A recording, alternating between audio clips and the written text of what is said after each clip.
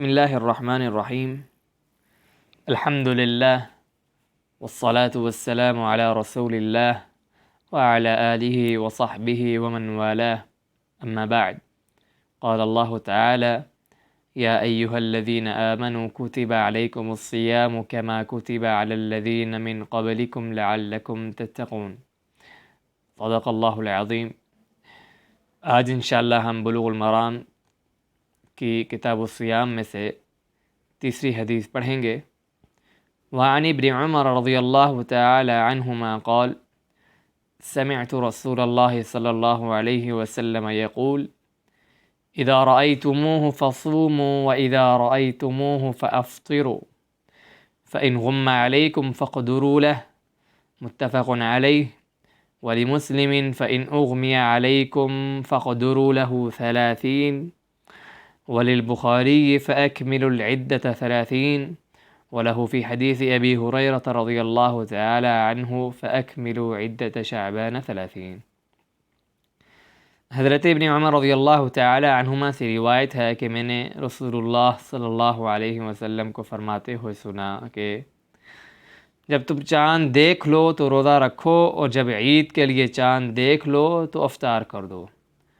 اگر مطلع آبر آلود ہو، یعنی چاند چھپ جائے کسی وجہ سے، آلودگی کی وجہ سے یا بادلوں کی وجہ سے یا بارش کی وجہ سے نظر نہ آئے، تو تم افطار کر دو۔ اگر مطلع آبر آلود ہو تو اس کے لیے اندازہ لگا لو، اگر چاند چھپ جائے تو اس کے لیے اندازہ لگا لو۔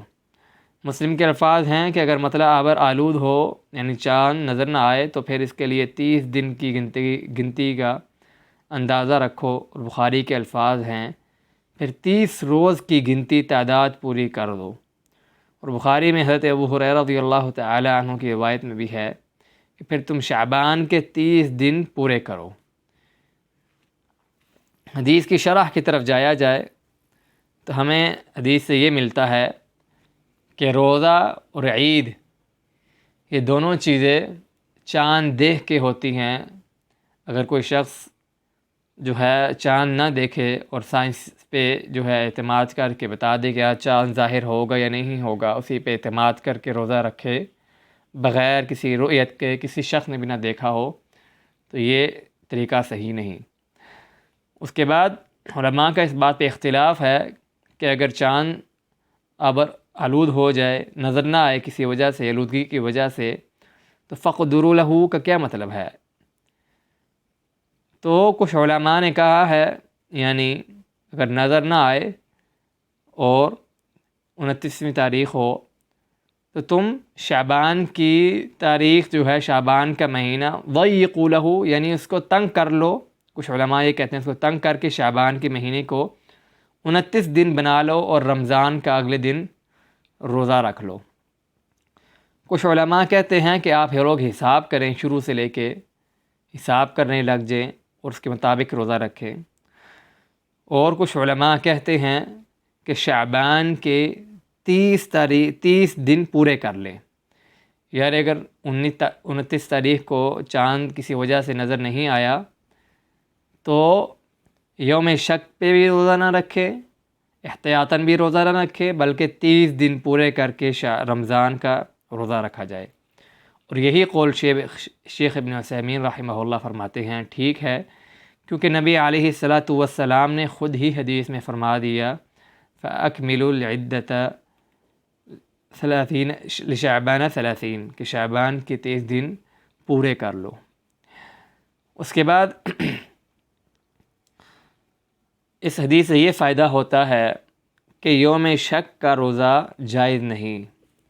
اگر یوم شک کا روزہ جائز ہوتا تو فقدروا لہ تنگی یا 30 دن پورا کرنے کا نہیں کہا جاتا۔ اس کے بعد سوال اٹھتا ہے کہ ہر بندہ چاند دیکھے گا یا کچھ لوگوں کے دیکھنے کی وجہ سے سارے لوگ جو ہے اس کی رؤیت پہ اعتماد کر کے روزہ رکھیں گے؟ تو ہر شخص پہ چاند دیکھنا لازمی نہیں ہے، بلکہ ایک شخص کی گواہی سے بھی، اس کی گواہی کی وجہ سے ہم روزہ رکھیں گے۔ اس کے بعد علماء کا اس بات پہ اختلاف ہے کہ چاند اگر ایک جگہ پہ نظر آ جائے، ایک ملک میں نظر آ جائے، دوسرے ملک میں نظر نہ آئے، تو کیا طریقہ ہونا چاہیے؟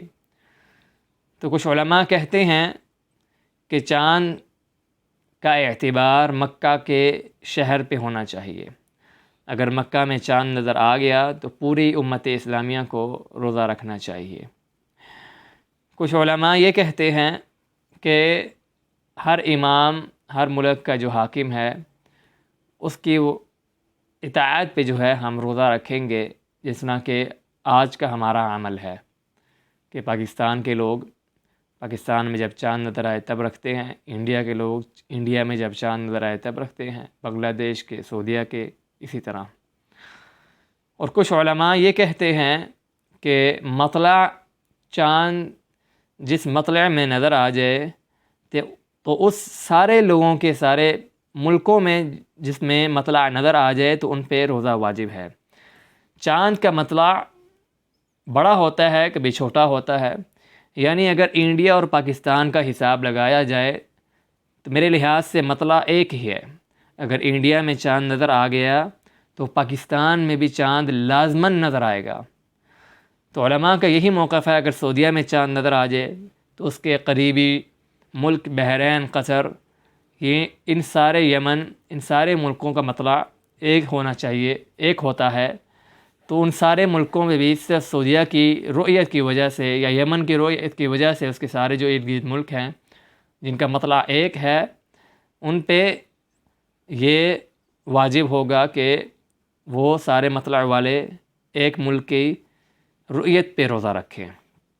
یعنی اگر انڈیا میں نظر آ گیا تو اس کے قریب بنگلہ دیش ہے، اگر وہ وہی مطلع ہے انڈیا والا اور وہی مطلع پاکستان کا ہے، تو یہ تینوں ملک صرف ایک بندے کی، ایک ملک کے لوگوں کی رؤیت کی وجہ سے روزہ رکھیں گے۔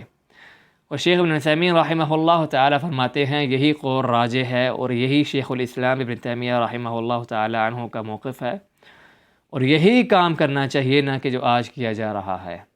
لیکن کچھ سیاست اور کچھ اختلافات کی وجہ سے ہر کوئی اپنے ملک کے حساب سے روزہ رکھتا ہے۔ اس کے بعد دیکھا جائے، اگر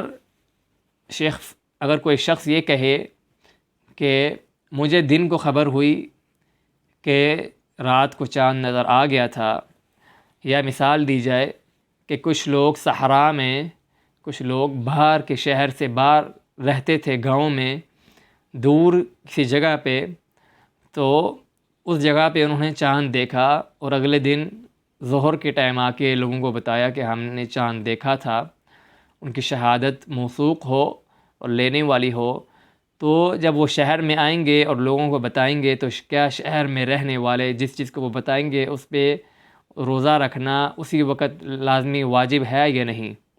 یعنی وہ اسی ٹائم کھانے پینے سے جو ہے ممانعت کر لے گا اور کھانا پینا چھوڑ دے گا۔ اس کے بارے میں شیخ ابن عثیمین کہتے ہیں ہاں یہی کام ہونا چاہیے۔ اگر کوئی شخص دوپہر کو خبر دے دے کہ کل رات چاند دیکھ لیا گیا تھا تو اسی کو اس وقت کھانے سے رک جانا چاہیے اور روزہ رکھنا چاہیے۔ پھر سوال اٹھتا ہے کیا وہ قضا رکھے گا؟ تو کافی اقوال ہیں اس میں۔ شیخ ابن عثیمین فرماتے ہیں شیخ الاسلام ابن تیمیہ کا بھی یہی اختیار ہے کہ قضا نہیں دے گا، کیونکہ جب اس کو خبر ملی اور نبی علیہ الصلاۃ والسلام نے یہ فرمایا اذا رأیتموہ، جب تم دیکھ لو، فمن شہد منکم الشہر، جو تم میں سے شاہد ہو شہر رمضان کا، جس کو پتہ چل جائے تو اس پہ روزہ رکھنا واجب ہے۔ تو اس شخص کو نہیں پتہ تھا کہ روزہ جو ہے وہ چاند جو ہے نظر آ گیا، اور جب اس کو پتہ چل گیا تو اس نے اطاعت قبول کی، تو اس کی وجہ سے اس پہ قضا نہیں ہے۔ اور یہی اختیار شیخ الاسلام ابن تیمیہ رحمہ اللہ تعالی عنہ کا ہے۔ اللہ تعالیٰ سے دعا ہے کہ اللہ تعالیٰ میں نے جو کہا اور جو آپ نے سنا اس کو ہمیں اس پر عمل کرنے کی توفیق عطا فرمائے۔ وآخر دعوانا ان الحمد للہ رب العالمین۔